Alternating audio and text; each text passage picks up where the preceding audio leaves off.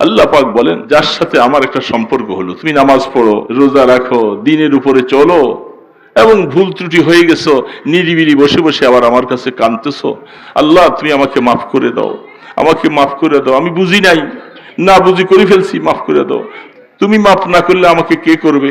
এইভাবে আল্লাহর কাছে কানবা। করতে করতে যখন আল্লাহ পাক তোমার উপরে রাজি হয়ে যাবে, তোমার কবর সুন্দর, তোমার হাসর সুন্দর, তোমার পুলসেরার সুন্দর, চির সুখময় জান্নাতের বাসিন্দা বেনে যাবা। আর কোনোদিন দুঃখ হবে না, আর কোনোদিন কষ্ট হবে না, এত ঘাম ঝরবে না, মানুষের দুয়ারে দুয়ারে এত কষ্ট করা লাগবে না।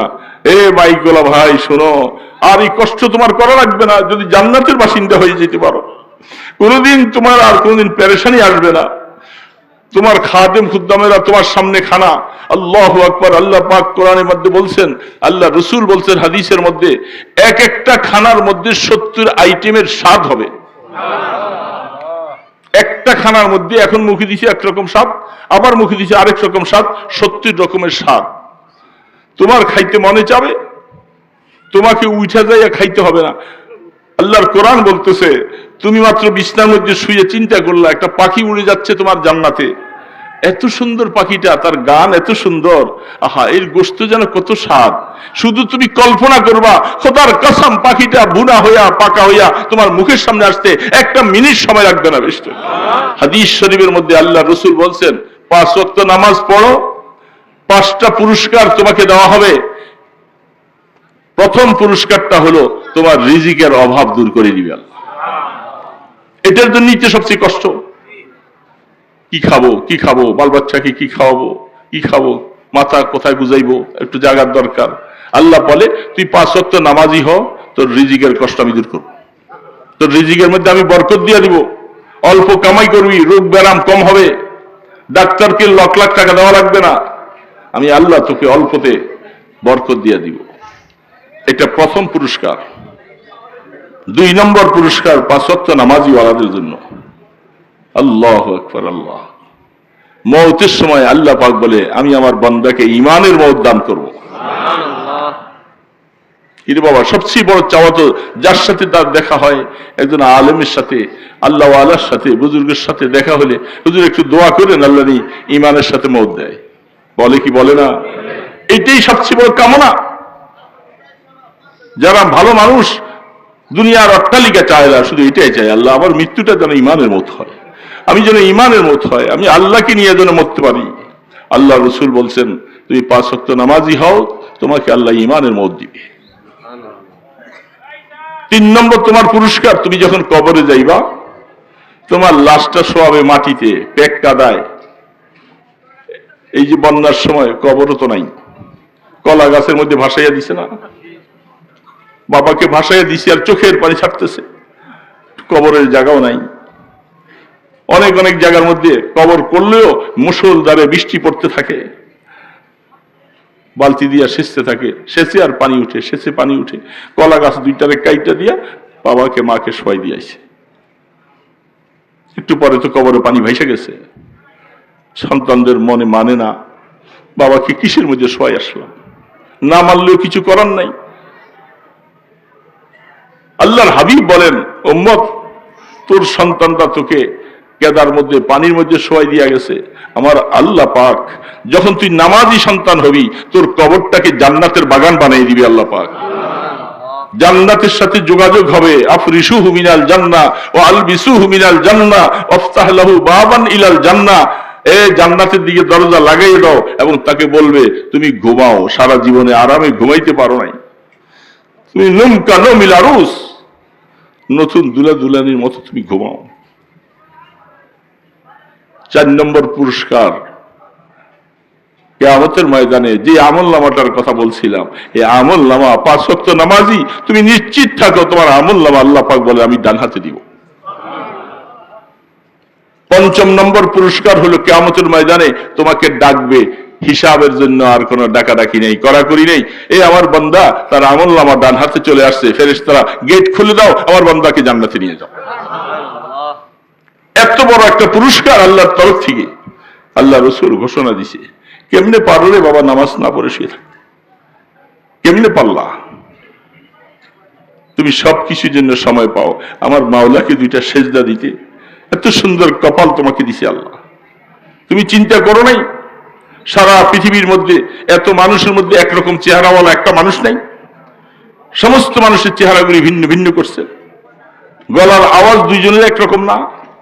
এত সুন্দর করে যে মাওলা বানাইয়া দিলেন, তুমি এই কপাল দিয়ে মাওলাকে একটু সেজদা দিতে পারো না? তোমার কি মনে চায় না যে আমি আমার মাওলাকে একটু সেজদা দেই? এই যুবক, কেমনে পারো? এই জন্য 5 ওয়াক্ত নামাজি হয়ে যাও, আল্লাহ পাক বেড়া পার করে দিবে। আল্লাহ রসুলের ওয়াদা যে তুমি ভালো মানুষ হয়ে যাবে, মওতের সময় তোমার জীবনটা ভালো হবে, কবর ভালো হবে, হাসর ভালো হবে। বাবা, এগুলি যদি বিশ্বাস না করো, তুমি না করো, কোনো অসুবিধা নাই, বিশ্বাস করার দরকার নাই। মওত সামনে আসতেছে, সময় মতো বুঝবা। হ্যাঁ, জান্নাত ভি হায় জাহান্নাম ভি হায়, না মানে তুই মরকে দেখ। জাহান্নামও আছে, জান্নাতও আছে। বিশ্বাস যদি তোমার না লাগবে, তাহলে তুমি মরো, মরলেই তো বুঝতে পারবা যে হুজুররা কোরআন শরীফ থেকে কথাগুলি বলছে সত্য না মিথ্যা বলছে। তুমি তখন বুঝবা। অনুরোধ করে বলছি, আপনাদের হাতে ধরে পায়ে ধরে বলি, বাবা নামাজি হও, নামাজি হও। আর কত নামাজ নষ্ট করবা, কত নামাজ নষ্ট করবা? তোমার মতো কত যুবক পড়ে আছে, রাস্তায় পড়ে গেছে, কবরে শুয়ে আছে, বাইক চালাতে যাই আবাস পড়ে গেছে। কত যুবক গেছে কেন এরকম? তুমিও তো একসময় চলে যাবা, বুড়া হয়ে যাইবা, কোনো হিসাব আছে নাকি? এই জন্য আল্লাহকে আপন বানাও। আল্লাহকে আপন বানাবার জন্য সবচেয়ে বড় হাতিয়ার হলো নামাজ। এই জন্য মাইকওয়ালা বাবা, আমার কথা মনে কষ্ট পাইছো? কষ্ট পাইও না, একটু নামাজি হও, নামাজি হও। তোমার জন্য বলছি যে নামাজ পড়ো, নামাজ পড়ো। দোকানদার বাবাজিরা, তোমাদেরকে কিছু বলছি, কষ্ট পাইও না, একটু নামাজি হও, দেখবা তোমার সব কাজ আল্লাহ বরকত দিবে। আল্লাহকে নিয়ে বেঁচে থাকো, আল্লাহকে নিয়ে কবরে যাও, দেখবা হায়াতটা দামি হবে। আল্লাহ সুবহানাহু ওয়া তাআলা এই টুটাফাটা কয়েকটা কথা বলছি, লম্বা সময় নয়। এই কথাগুলি আল্লাহ আমাকেও যেন আমল করার তৌফিক দেয়, আমার এই ভাইদেরকে যেন আমল করার তৌফিক দান করে, আমাদের সমস্ত যুবক বাবাজিদেরকে যেন আল্লাহ নামাজি বানিয়ে দেয়। কিছু কিছু মানুষ সোমবার আর বৃহস্পতিবার রোজা রাখে, কি বলেন, আছে না নাই? আল্লাহর বান্দা এরকম আছে না নাই? সোমবার রোজা রাখতেন আল্লাহ রসুল, বৃহস্পতিবার রোজা রাখতেন। শুধু শুক্রবার রোজা রাখা নিষেধ, মনে রাখবেন। শুধু শুক্রবার রোজা রাখবেন না, রাখতে হলে বৃহস্পতিবার সহ মিলিয়ে রাখবেন। শুধু শুক্রবারকে গুরুত্ব মনে করে রোজা রাখা মাকরু, বেদাত। এই জন্য আল্লাহর পয়গম্বর রাহমাতে দু আলম হাবিবে কিবরিয়া মুহাম্মদুর রাসূলুল্লাহ বলেন না তো কেউ? একটু বড় আওয়াজ বলেন, সাল্লাল্লাহু আলাইহি ওয়াসাল্লাম। আপনি বলছেন, মাইকওয়ালা ভাই বলেন নাই? আরে বাবা, আরে কিছু কিছু লাইনে আসেন, কতদিন আর এইভাবে থাকবেন? কতদিন থাকবে না? আমি যখন আসতেছিলাম তখন ওই যে কবরের কথা একটা গজল গাইতেছিল একটা ছেলে, বলছে না, এই মাইক কতদিন লইয়া বুকে লইয়া বসে থাকবেন? একদিন আসবে মাইকে আপনাকে লাথি দিয়া, মাইক চলে যাবে আরেক জায়গায়, আপনি যাবেন আরেক জায়গায়। কি বাবা, ঠিক না ব্যাঠিক বলেন? मौत को तुम समझा गाफिल दामनी, मौत को तुम समझा गाफिल दामनी। আল্লাহর আরিফরা বলে, তুমি মৌত কি মনে করছো বুঝি এটা মৌতের থেকে উদাসীন হয়ে গেছো, মৃত্যু বুঝি আসবে না, কত লম্বা বয়স হয়ে গেছে। আরে আসে না তো দেখি, হঠাৎ করে চলে আসবে, তোমাকে জিজ্ঞাসা করবে না, জিজ্ঞাসা করবে না। এই জায়গার মধ্যে কোনো আপোষ নাই। বলেন, যারা আল্লাহকে বিশ্বাস করে না তারা কি মৃত্যু হয়? হয় কি হয় না? নাস্তিক যাদেরকে বলা হয়, দেয়ার ইজ নো গড। কি আশ্চর্য কথা, আল্লাহ বলতে কেউ নাই। ও এমনি নাকি হয়েছে, আসমান এমনি হয়ে গেছে, জমিন এমনি হয়ে গেছে, ওদেরকে কি বলে? নাস্তিক। ওরা কি মৃত্যুকে বিশ্বাস করে? বিশ্বাস করা দরকার নাই, মৃত্যু ওরা আসে কিনা। যদি বাপের বেটা হইতি তো মৃত্যুর থেকে বাচ্চা যা বাঁচতে পারছে। সেই করোনার সময়ের কথা আপনারা পেপারে দেখছেন, আমি বললে মনে হবে। যমুনা ফিউচারের মালিক বাবুল মিয়া পেপারে লিখছে, কত হাজার কোটি টাকার মালিক আল্লাহই ভালো জানে। কত মানুষের সম্পদ জবরদখল করেছে, মানুষের পেটে লাথি মেরে যায়া দখল করে নিয়ে আসছে। দিবা তো দিবা, না দিবা বাস শেষ। ক্ষমতার দাপট, ক্ষমতার মসনদে বসে এরকম করছিল। যখন করোনার সময় মরা শুরু হয়েছিল, পেপারে পাইছি আমরা, সে বলতেছে আমার সমস্ত সম্পদগুলি নিয়েও যদি আমার একটু শান্তি দিত কেউ, যে আমি কি অশান্তির মধ্যে আছি এটা বলতে পারি না। বাঁচাইতে পারছে টাকায়। উযকুরু যিকরা হাযিমিল লাযযাতিল মাউত। আল্লাহর হাবিব রাহমাতে দু আলম বলতেছে, হে আমার উম্মতেরা, মৃত্যুর যন্ত্রণার কথা একটু স্মরণ করিও। মৃত্যুর যন্ত্রণা থেকে কেউ বাঁচতে পারবে না, কেউ বাঁচতে পারবে না। মৃত্যুর সময় যে একটা কষ্ট আছে, যেটাকে সাকরাত বলা হয়, সাকরাতুল মাউত, এই কষ্ট সবাইকেই ভোগ করতে হবে। কারো বেশি হবে, নাফরমান যারা তাদের বেশি হবে, আর যারা নিক্কার দিনদার তাদের হালকা একটু হবে। কিন্তু মৃত্যুর যন্ত্রণা সবাইকেই কিছু না কিছু হবে। ওই সময় বলছিল, হা আমার সব সম্পদ নিয়ে যাও, আমাকে একটু শান্তি দাও। শান্তি দেওয়ার ক্ষমতা কারো নাই। মানুষের সম্পদ জবরদখল করেছে। মাঝে মধ্যে ওই দিক দিয়ে এয়ারপোর্ট যাচ্ছিলাম, বিভিন্ন সময় যাব, যখন তার কাজ হইতেছিল, আমি কয়েকদিন আগেও পেপারে দেখেছি, সে তো নাই, তার পরিবার, তার মেয়ে যারা আছে, একজন মহিলা তার সম্পদটা জবরদখল করে নিয়ে গেছে। সম্পদটার দাম না হলো কমপক্ষে 8 থেকে 10 কোটি টাকা। তাকে দায়িকা বলতেছে 3 লাখ টাকা দিব, নিলে নে, নাইলে না। এখন তো সেই প্রভাবশালী ক্ষমতা ফেসিস্ট আর নাই, কি ঠিক না ব্যাঠি? জবর করে মানুষের সম্পদ দখল করার যে একটা সাহস ছিল, ক্ষমতা ছিল, সেটা নাই। এখন মানুষ সুযোগ পাইতেছে, যাদের সম্পত্তি এভাবে জবর দখল করে একে অপরে দখল করছে, সুযোগ আসছে এটাকে এখন নিজের আয়ত্তে আনার মতো। এখন দোষ দিয়া কোন বাবার কাছে যাবে?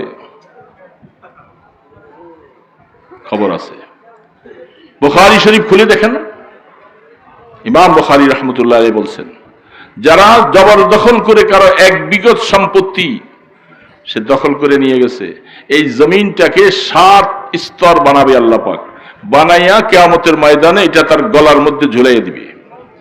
এটা নিয়ে চলতে পারবে না। সারা ময়দানে হাসরে মানুষ দেখবে যে সে মানুষের জবরদখল করে সম্পত্তি নিয়েছিল। এটা দেখার পরে আর বলতে বাকি হবে না সে কি জান্নাতে যাবে না জাহান্নামে যাবে। পরের হক। যারা এখন এই যে আমাদের দেশে কোটি কোটি টাকা সব বিদেশে পাচার করেছে, মানুষের সম্পত্তি, যে গত পরশুদিন এক ব্যাপারে দেখলাম, কৃষিমন্ত্রীর বাসায় যারা তাকে অ্যারেস্ট করতে গেছে, 3 কোটি কত লক্ষ 80 লক্ষ টাকা পাইছে, স্বর্ণ পাইছে 82 বড়ি। ব্যাপারটা আছে এখনো। তারপরে এক একজনের বাসায় কত টাকা কত টাকা। আফসোস লাগে, যার বাবা খাইতে কি এত টাকা লাগে? মানুষ, একটা মানুষ দুনিয়ায় বউ বাচ্চা লয়ে খাইতে কি এত টাকা লাগে? এত টাকার কি দরকার? কেন এত টাকার মোহে পড়লাম? কেন এত টাকার পিছনে পড়লাম? মানুষকে যাব, এখন তুমি কোথায়? টাকা কোথায়, তুমি কোথায়? রাসূল করিম সাল্লাল্লাহু আলাইহি সাল্লাম বলে, জান উম্মতের আমার, দুনিয়ার থেকে আসার আগে মানুষের হক আদায় করে আসবা, নতুবা যা নেকামল করেছো কিয়ামতের ময়দানে সমস্ত পাওনাদারগুলি সামনে দাঁড়িয়ে যাবে। আল্লাহ পাক ইনসাফওয়ালা, তখন তিনি কারো উপরে চুল পরিমাণ জুলুম করবেন না। আল্লাহ পাক ডাক দিবেন, এই তুমি তার কাছে হক পাও? হ্যাঁ। কেমনে কেমনে পাও? সব তো আমলনামায় লেখা। লেখা আছে না নাই? এই যে আমরা যা বলতেছি, এখানে বসে আছি, হ্যাঁ না জি বলতেছি, এগুলি লেখা হইতেছি কি হয় না? বিশ্বাস আছে সবার? কিন্তু বাবা, সবার বিশ্বাস আছে? সব লেখা হচ্ছে। তখন দেখা যাবে যে অমুকের টাকা আত্মসাৎ করেছে, অমুকের টাকা লুণ্ঠন করেছে, এইভাবে জবরদখল করেছে। এই সমস্তের বিনিময়ে জীবনে যা কিছু নেক আমল করছিল, এগুলি সব আল্লাহ পাক হিসাব করে করে ওই পাওনাদারকে দিয়ে দিবে। তখনও তার পাওনাদারের পাওনা শেষ হয় নাই, তখন এমন মানুষ ডাকবে, ওই ব্যক্তির গুণাগুলি সব তার ঘাড়ে দিবে, দেওয়ার পরে এই লোকটাকে ঘোষণা হবে তাকে জাহান্নামে পাঠিয়ে দাও। জাহান্নামের কথা শুনছি না বাবা? কিরে বাবা, খুব আরামের জায়গা না? বলেন না বড় করে, আরামের জায়গা। আহা, এই যুবক বাবাজিরা, অল্প সময় কথা শোনো, আমি লম্বা কথা বলি না, শাস্তি একটু শোনো দিলটাকে কান দিয়ে। কবর যেহেতু সামনে, ময়দানে হাসর, এই পারে ময়দানে হাসর, ওই পারে বেহেশত জান্নাত, মাঝখানে পুলসিরাত। কিরে বাবা, আবার ডিস্টার্ব করতে আছেন কেন? যা হয়েছে চলবো, হয়েছে যাক, পরে অন্য মাহফিলের মধ্যে ভালো করে দেন।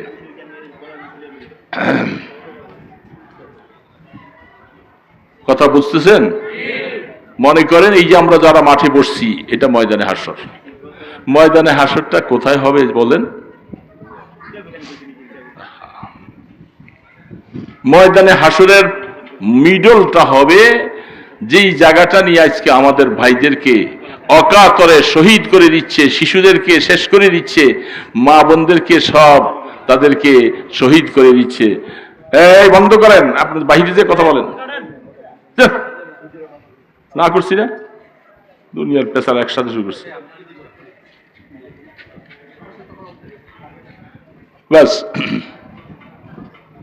ফিলিস্তিন, মসজিদে আকসা, বাইতুল মুকাদ্দাস, এটা হবে ময়দানে হাসরের মিডল, মধ্যখান।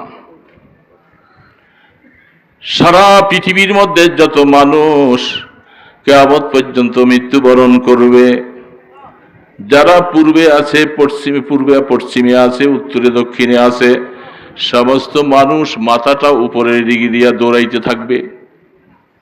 দৌড়াতে দৌড়াতে যখন ময়দানে হাসর ভরপুর হয়ে যাবে, হতে হতে তাফসীর লেখে আর দাঁড়াইবার জায়গাও নাই। যেই মানুষটা একটা পা রাখতে পারে, দুইটা পা রাখতে জায়গা, এর বেশি জায়গা ভাগে মিলবে না। এই জমিন পাল্টিয়ে দেওয়া হবে, জমিন এটা থাকবে না। এই জমিনটাকে আল্লাহ পাল্টায়া এমন একটা জমিন তৈরি করবে, জমিনটা সাদা ফকফক। ওই জমিনের উপরে চলবে, মাথার উপরে সূর্যের প্রখরতা, 1 মাইল উপরে সূর্যটা থাকবে, 12 মুখে তাপ দিতে থাকবে বাবা। এখন তাপ দেয় একটা মুখে, ওই সময় তাপ দিবে 12টা মুখে। কেমনটা লাগবে অবস্থা বুঝো বাবা। এই ইমানদার মুসলমান বাবা, তুমিও মরবা, আমিও মরব। যারা নামাজ পড়ে না তারাও মরবে, যারা সুদ ঘুষ খায়, মানুষের হক নষ্ট করে, তারাও মরবে। প্রত্যেকের জবাব তাকে দেওয়া লাগবে।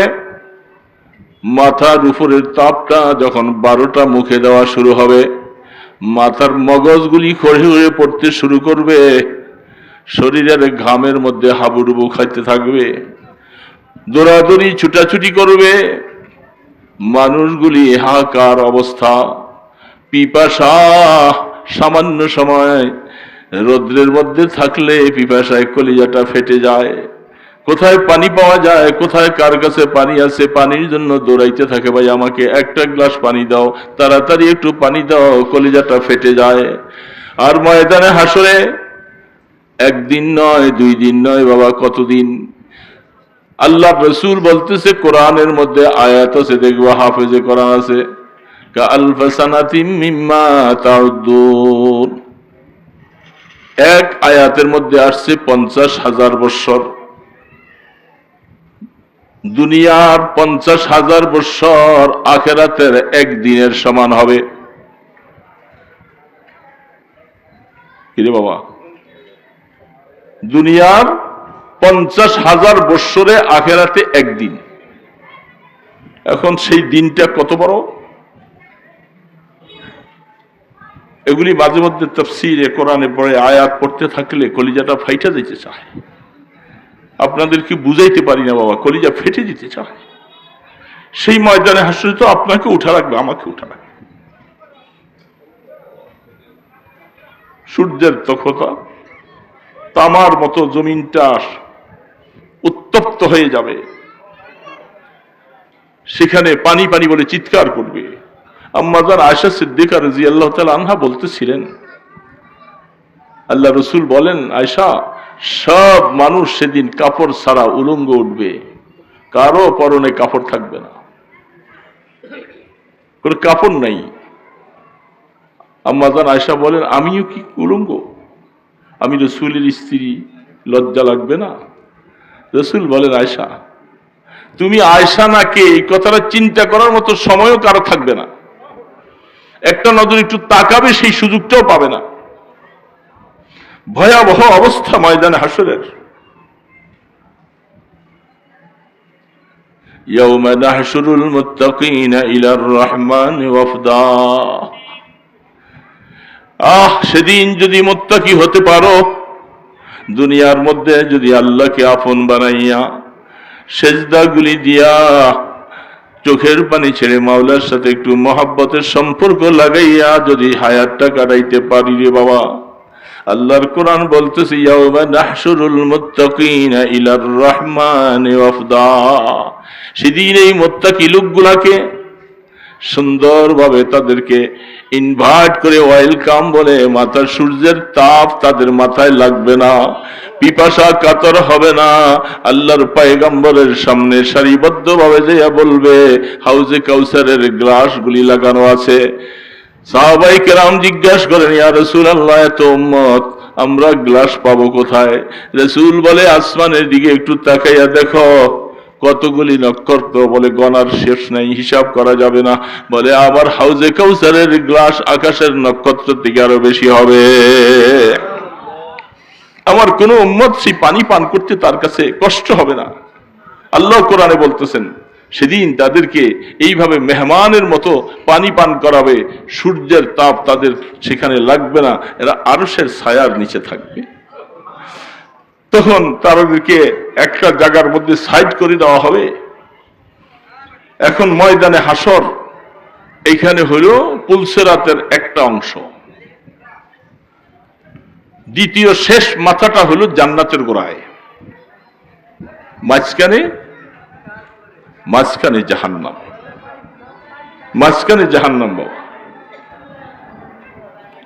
একটু সামান্য কিছু হইলে আমরা ওইদিকে চাই না বাবা, কথা যে বলে তার দিকে খেয়াল করবো, ওইদিকে খেয়াল করে কোনো লাভ নাই।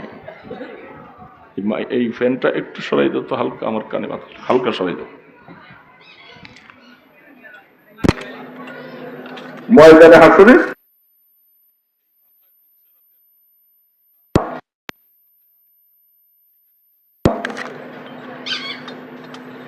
সোজা 10,000 বছর। বলেন তো, একটা বাসের মধ্যে কোনো সিঁড়ি নাই, কিছু নাই, 10,000 বছর রাস্তা উঠবো কি করে? সত্য না মিথ্যা বলেন তো বাবা? এ মুসলমান বাবাজিরা, সত্য না মিথ্যা?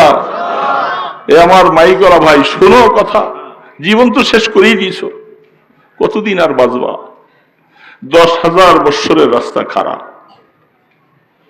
সমান হবে 10,000 বছর রাস্তা, সেখান থেকে আবার নামবার জন্য 10,000 বছর। এই 30,000 বছরের রাস্তা। কোরআন বলতেছে, এমন কোন বাপের ছেলে নাই, নবী বলেন, অলি বলেন, গাউস কুতুব যত আছে, পুলসেরাত অতিক্রম করা ছাড়া জান্নাতে কেউ যাইতে পারবে না। সবাইকেই পুলসেরাত উঠতে হবে। আব্দুল কাদের জিলানী রহমতুল্লাহ আলাইহি বলেন, খাজা মাইনুদ্দিন চিশতি রহমতুল্লাহ আলাইহি বলেন, সিলেটের শাহজালাল ইয়ামানী রহমতুল্লাহ আলাইহি বলেন, যত অলি গাউস কুতুব আছে, পুলসেরাত এটা উঠা লাগবে। আল্লাহু আকবার। সাম্মিনু যাহায়াকুম ফাইন্নাহু ফিস সিরাতি মাতায়াকুম। এই পুলসেরাতটা চুলের মতো চিকন, তরবারির মতো ধার। হাকিম মোহাম্মদ থানভী রহমতুল্লাহ আলাইহি এটার লম্বা ব্যাখ্যা লিখেছেন। এটা তো একটা তাজ্জুব কথা, চুলের মতো চিকন, তরবারির মতো ধার, এটা দিয়ে মানুষ চলবে কি করে? এটা তো একটা অবাস্তব কথার মতো মনে হয়। এটাকে তিনি ব্যাখ্যায় লিখতে যাই অনেক কথা লিখছেন বায়ানুল কোরআনে। তার মূল হাকিকত হলো পুলসেরাতটাকে দিয়ে দুনিয়ার মধ্যে আপনাকে আমাকে বুঝাইছেন কিয়ামতের ময়দানে যদি পুলসেরাতটাকে মোটা বানাইতে চান, মোটা দেখতে চান, দুনিয়ার মধ্যে পুলসেরাতের মতো চিকন চুলের মতো তরবারের মতো ধার অবস্থা নিয়ে দুনিয়ার মধ্যে হায়াত কাটাও, ইমানের উপরে টিকে থাকার জন্য এরকম কষ্ট মেহনত করো, তাহলে পুলসেরাত ওই দিন যে মোটা হয়ে যাবে। সেটাকে রহমাতে দু আলম বলছেন ফজরের 2 রাকাত নামাজ পড়তে যে সময় লাগে, আমার উম্মতেরা যারা জান্নাতের টিকিট পাবে, জান্নাতের একটা টিকিট হবে না রে বাবা? হবে তো? এ যুবক বাবাজিরা অল্প কথা শুনে নাও, জান্নাতের একটা টিকিট দেওয়া হবে। ওয়াম্মান উতিয়া কিতাবাহু বিয়ামিনি ফাসাউফা ইউহাসাবু হিসাবান ইয়াসীরা। আল্লাহর কোরআন সত্য না মিথ্যা বাবা? সবাই বলো সত্য না মিথ্যা? কোন সন্দেহ? কোরআন বলছি কিয়ামতের ময়দানে জান্নাতের টিকিটটা বাতাসের মধ্যে ছেড়ে দেওয়া হবে। কুঠি কুঠি টিকিট, ছোট্ট, বাতাসের মধ্যে ছেড়ে দেওয়া হবে। বাতাসে ছেড়ে দেওয়ার পরে তকদির যার ভালো হবে বাবা, কপাল যার ভালো হবে, কেউ দেওয়া লাগবে না, ওই টিকিটটা আইসা তার ডান হাতে পড়বে।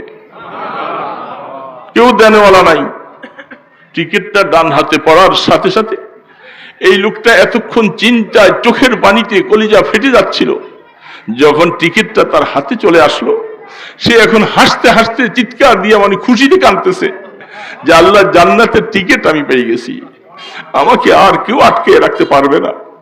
সে এখন খুশিতে দৌড়াইতেছে, জান্নাতের টিকিট নিয়েছে। যার কপাল খারাপ, এই টিকিটটা বাম হাতে আসবে। বাম হাতে আসার সাথে সাথে সে চিৎকার করে, ষাঁড়ের মতো গরুর মতো চিৎকার করে কলিজাটা ফাটাই ফেলবে, হায় আমার কি অবস্থা হবে, আমার তো আগুনে জ্বলাই লাগবে, পুলসেরাত পার হতে পারবো না, টিকিট আমার বাম হাতে চলে আসছে, আমার কি কে উদ্ধার করবে, কি করবে, কোনো উপায় নাই, সেখানে ভিন্ন কেউ নাই একমাত্র আল্লাহ ছাড়া। পেরেশান হয়ে যাবে।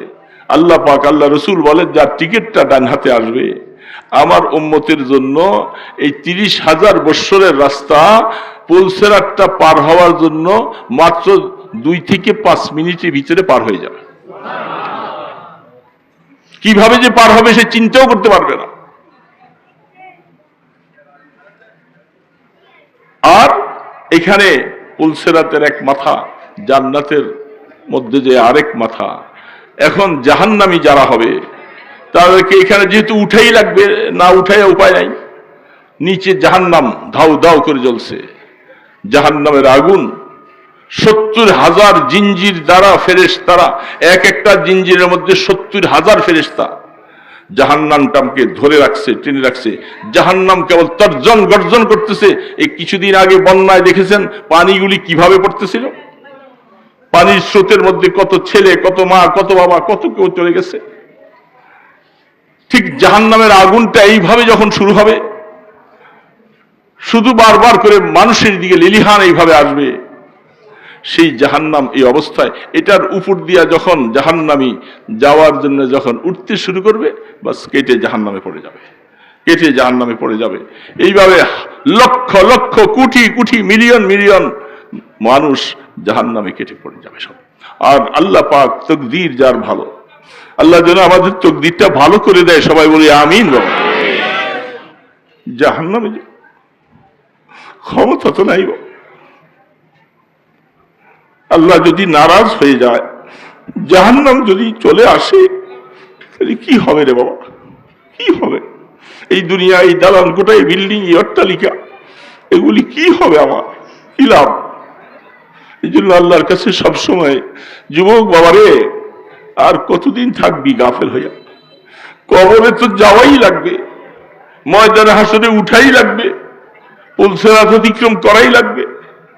এখন তকদির ভালো হবে কি মন্দ হবে জানি না, এটা দুনিয়ার আমল ভালো দেখলে বোঝা যাবে যে আল্লাহ কি ব্যবহার করবেন।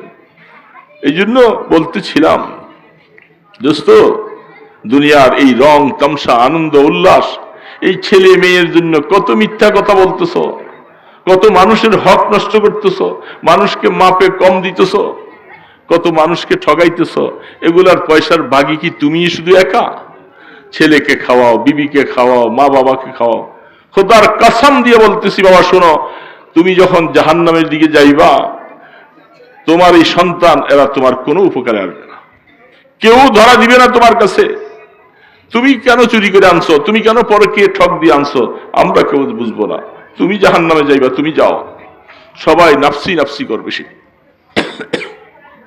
এই জন্য সেই ভয়াবহ দিন, সেটা সামনে, কেউ বাঁচতে পারবো না, কেউ বাঁচতে পারবো না। আল্লাহ পাক বলছে, এ আমার বান্দা, যদি তুই আমার সাথে একটু সম্পর্ক রাখস, আমার সাথে যদি তোর একটু কানেকশন হয়, আলা ইন্না আউলিয়া আল্লাহ লা খাউফুন আলাইহিম ওয়ালা হুম ইয়াহজানুন। আল্লাহ পাক বলেন, যার সাথে আমার একটা সম্পর্ক হলো, তুমি নামাজ পড়ো, রোজা রাখো, দিনের উপরে চলো, এবং ভুল ত্রুটি হয়ে গেছো, নিরিবিলি বসে বসে আবার আমার কাছে কাঁদতেছো, আল্লাহ তুমি আমাকে মাফ করে দাও, আমাকে মাফ করে দাও, আমি বুঝি নাই, না বুঝি করে ফেলছি, মাফ করে দাও, তুমি মাফ না করলে আমাকে কে করবে? এইভাবে আল্লাহর কাছে কানবা। করতে করতে যখন আল্লাহ পাক তোমার উপরে রাজি হয়ে যাবে, তোমার কবর সুন্দর, তোমার হাসর সুন্দর, তোমার পুলসেরা সুন্দর, চির সুখময় জান্নাতের বাসিন্দা বেনে যাবা। আর কোনোদিন দুঃখ হবে না, আর কোনোদিন কষ্ট হবে না, এত ঘাম ঝরবে না, মানুষের দুয়ারে দুয়ারে এত কষ্ট করা লাগবে না। এ মাইকোলা ভাই শোনো, আর এই কষ্ট তোমার করা লাগবে না যদি জান্নাতের বাসিন্দা হয়ে যেতে পারো। কোনোদিন তোমার আর কোনোদিন পেরেশানি আসবে না। তোমার খাদেম খুদ্দামেরা তোমার সামনে খানা, আল্লাহু আকবার। আল্লাহ পাক কোরআনের মধ্যে বলছেন, আল্লাহ রসুল বলছেন হাদিসের মধ্যে, এক একটা খানার মধ্যে 70 আইটেমের স্বাদ হবে। একটা খানার মধ্যে এখন মুখে দিছে একরকম স্বাদ, আবার মুখে দিছে আরেক রকম স্বাদ, 70 রকমের স্বাদ। তোমার খাইতে মনে চাবে, তোমাকে উঠা যাইয়া খাইতে হবে না। আল্লাহর কোরআন বলতেছে, তুমি মাত্র বিছনার মধ্যে শুয়ে চিন্তা করলা, একটা পাখি উড়ে যাচ্ছে তোমার জান্নাতে, এত সুন্দর পাখিটা, তার গান এত সুন্দর, আহা এর গোশত যেন কত স্বাদ। শুধু তুমি কল্পনা করবা, খোদার কসম পাখিটা বুনা হইয়া পাকা হইয়া তোমার মুখের সামনে আসতে একটা মিনিট সময় লাগবে না। বেশ, জান্নাতুন তাজরি মিন তাহতিহাল আনহার, কি জান্নাত আল্লাহ পাক রাখছে তৈরি। এত কষ্ট দুনিয়ার মধ্যে, এত কষ্ট করে মাথার ঘাম পায়ে ফেলে এত কষ্ট করতেছো, আফসোস কিন্তু একটু 2 রাকাত নামাজ পড়তে পারো না। সারাদিন অটো চালাও, মিশুক চালাও, গাড়ি চালাও, এত কষ্ট করতেছো, কিন্তু আল্লাহকে 2টা সেজদা দিবা, এটাখানে আসলে তখন তোমার ক্লান্তি অবসন্ন হয়ে যাও, পারো না। আল্লাহ পাক বলে, তোর আমি শক্তি দিছিলাম, তুই গাড়ি চালাইলি, মিশুক চালাইলি, অটো চালাইলি, হ্যাঁ লেবারি করলি, সমস্ত কাজ করলি আমার দেওয়া শক্তি দ্বারা, কিন্তু আমি আল্লাহকে 2টা সেজদা যদি দিতি, তোর এই কষ্টটা সার্থক হতো, তোর এই কষ্টটা সার্থক হতো। যারা দুনিয়ার মধ্যে গরিব আছে, অর্থ কম, টাকা পয়সা কম, আল্লাহ রসুল বলেন তারা কিয়ামতের ময়দানে ধনীদের 500 বছর আগে তারা জান্নাতে যাবে। ধনীদের 500 বছর আগে যদি তারা একটু দিন নিয়ে মরতে পারে, নামাজ পড়ে আল্লাহকে নিয়ে যদি একটু মরতে পারে, আল্লাহ তাদেরকে, ধনীওয়ালাদেরকে বলবে, তোদেরকে দুনিয়ার মধ্যেও খুব শান্তি দিছিলাম, তোদের হিসাব নিকাশ লম্বা হবে, আর ওদের তেমন টাকা পয়সা তেমন কিছু ছিল না, এরা আমার কাছে বারবার চাইছে, আল্লাহ খাইলেও আলহামদুলিল্লাহ বলছে, না খাইলেও আলহামদুলিল্লাহ বলছে, এই জন্য আমি এদেরকে তোদের 500 বছর আগে বেহেশতে পাঠাই দিলাম। দোস্ত, বেহেশত সত্য, দোজখ সত্য, পুলসিরাত সত্য, কোনটার মধ্যে কোনো 2 নম্বরই নাই। এই সব জিনিসগুলি যারা বিশ্বাস রেখে সামনে রেখে হায়াত কাটায়, সে কাজকর্ম করে, এত রাত্রে আসার পরেও বাসায় আপনি গেলেন যে বাইরওয়ালারা আপনাকে জানে না যে আপনি নামাজ পড়ছেন কি পড়েন না, কিন্তু আপনি যদি আল্লাহর ভয় থাকে, আপনি যাইয়া বলবেন যে জামা কাপড়গুলি খুলে অজু করে টরে, যে আমি তো নামাজ পড়ি নাই, খানা রেডি করো, আমি নামাজ পড়ে নেই, তারপরে খানা খাবো। যদি আল্লাহর ভয় থাকে যে আমি নামাজ না পড়ে আমি ঘুমাইতে পারি না, আমি আমার সারাদিন আল্লাহ আমাকে শক্তি দিলেন, তার শক্তি দ্বারা চোখে দেখলাম, হাতে ধরলাম, কথা বললাম, ব্যবসা করলাম, খেতে খামারে খাটলাম, আর এখন আমি আমার মাওলার এই জিনিসগুলি শুকর আদায় করি আসি। আমি রাত্রে আমি আল্লাহকে সেজদা দিয়া নামাজ পড়ে খানা খাইতে পারবো। আল্লাহ পাক খুশি হয়ে যাবে। আল্লাহ পাক খুশি হবে, দেখছে আমার গোলাম এত পরিশ্রম করার পরেও সে এত রাত্রে আসছে, সে নামাজ না পড়ে শোয় নাই। দোস্ত, বন্ধু, যদি আল্লাহকে আপন বানাও রে বন্ধু, দেখবা আল্লাহ পাক মৃত্যুটা শান্তির দিবে, শান্তির মৌত হবে, কবরটা শান্তির হবে। খাঁটি ভাবে তওবা করি, সবসময় নিরিবিলি বসে বসে ঘরের কোনায়, গাছের তলে, মসজিদের কোনায়, যে আল্লাহ গুনাহ করছি, গুনাহ করে ফেলাইছি আমি, তুমি আমার কি করবা, মাইরে ফেলাইবা?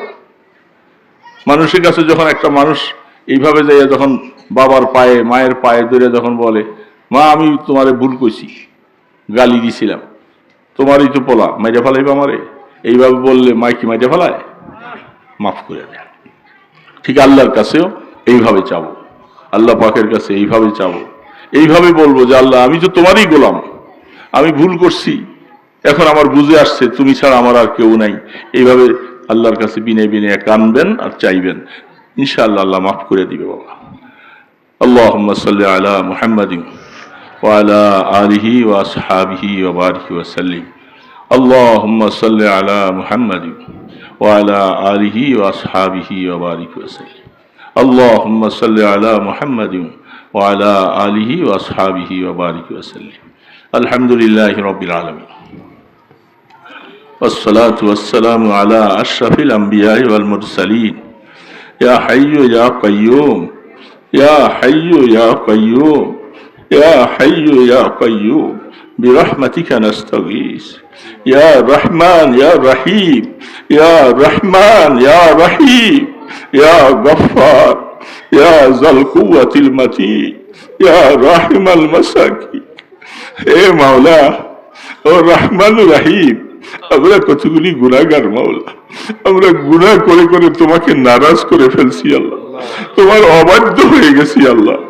আল্লাহ মাহফিল শেষে এই প্যান্ডেলের নিচে বসে রাত্র গভীর হয়ে গেছে, মিসকিনের মতো দুইটা হাত তুলছি আল্লাহ, এই আল্লাহ আমাদের দিকে একটু মায়ার নজরে তাকাও না আল্লাহ, আমাদেরকে কার হাতে ফেলাইবে আল্লাহ?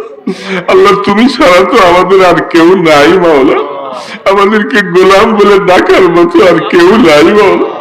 তুমি আমাদের মাওলা, তুমি আমাদের রব, তুমি আমাদের সব আল্লাহ। তুমি মাফ না করলে আমাদের উপায় নাই মাওলা, জাহান্নামের আগুনে জ্বলার ক্ষমতা নাই মাওলা, আগুন দাও দাও করে জ্বলবে আল্লাহ, আমাদেরকে আগুনে কেমনে ফেলাইবা? এ মাওলা তোমার কি একটু মায়া লাগবে না মাওলা? এত সুন্দর করে মানুষ বানাইছো আল্লাহ, এই সুন্দর চেহারা তুমি দিয়েছো মাওলা, এটা আগুনের মধ্যে কেমনে ফেলাইবা মাওলা? তোমার কি একটু মায়া লাগবে না মাওলা? আমাদেরকে মাফ করে দাও, মওতের সময় আমাদেরকে ঈমান দিও আল্লাহ, ঈমানের মওত দিও আল্লাহ। আল্লাহ কবরে নিয়ে আমাদেরকে পিটাইও না মাওলা, চিৎকার করে কলিজাটা ফেটে যাবে, সবাই কবর দিয়া মাটি দিয়া চাপা দিয়া চলে আসবে, আমার যে কি অবস্থা হবে এটা আমার ছেলে মেয়েরা কেউ দেখবে না মাওলা, একমাত্র তুমি বুঝবা তোমার গোলামের সাথে কি ব্যবহার। আল্লাহ আমাদেরকে কবরে নিয়ে মাইরো না মাওলা, একটু আদর করো মাওলা। মাওলা আমরা আপনাকে ভুলে যাই নাই মাওলা, আমরা আপনাকে আল্লাহ বলে ডাকছি আল্লাহ, আমরা আপনাকে সেজদা দিছি আল্লাহ। এই কপালের মধ্যে আগুন কেমনে লাগাইবা? তোমার কি রহমানুর রহিম নামের মধ্যে জোশ আসবে না আল্লাহ?